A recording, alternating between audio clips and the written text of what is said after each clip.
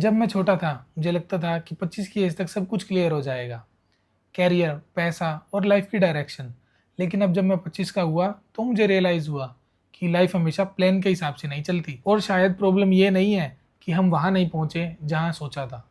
Problem ये है कि हम खुद को दूसरों से कंपेयर करने लगते हैं। और आज मैं अपने आसपास के लोगों को जब देखता हूँ तो कुछ लोग अपनी लाइफ में सेटल हो चुके हैं, कुछ लोग वो चीज़ें अचीव कर चुके हैं जिनके बारे में मैं कभी सोचता था। और उस मोमेंट पे अंदर से एक क्वेश्चन आता है कि क्या मैं पीछे रह गया हूँ।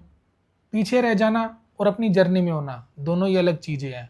और जब मैं अपनी पुरानी जर्नी को देखता हूँ तो मुझे एक चीज़ समझ आती है कि शायद मैं वहाँ नहीं पहुँचा हूँ जहाँ मैं पहुँचना चाहता था, लेकिन अभी मैं वहाँ भी नहीं हूँ जहाँ से मैंने शुरू किया था। एक टाइम था जब मैं सोचता था कि जब सब कुछ परफेक्ट होगा तब मैं स्टार्ट करूँगा, जब पैसे होंगे तब कुछ नया करूँगा, जब कॉन्फिडेंस आएगा तब कैमरे के सामने आऊँगा।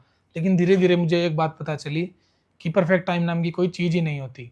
हमें लगता है कि एक दिन सब क्लियर हो जाएगा और तब हम एक्शन लेंगे, लेकिन क्लैरिटी हमेशा एक्शन लेने के बाद आती है। और जब तुम कुछ नया स्टार्ट करते हो तब तुम्हें पता चलता है कि एक्चुअली तुम्हें जाना कहाँ है। सच बोलूँ तो कभी भी मुझे लगता है कि शायद मैं थोड़ा लेट हो गया हूँ, और जब मैं अपने आसपास देखता हूँ तो मुझे लगता है कि लोग मुझसे आगे निकल गए हैं। लेकिन फिर मैं खुद को याद दिलाता हूँ कि मेरी लाइफ का फेस थोड़ा डिफरेंट है।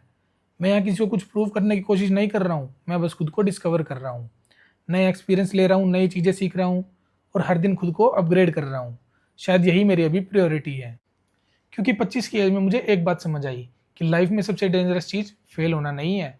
सबसे डेंजरस चीज़ ये सोच लेना है कि अब ट्राई करने का टाइम निकल चुका है।